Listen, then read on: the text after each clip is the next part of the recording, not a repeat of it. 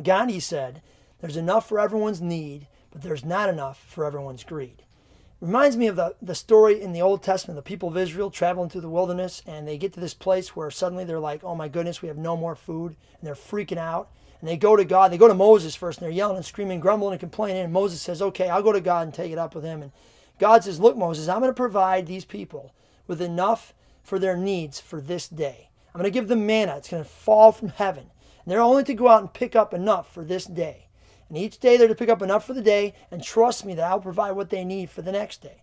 Of course, some people in the community immediately figure, oh my goodness, I need more. I have greed. I want to make sure I have enough. And so in order to get enough, they gather twice as much. What happens?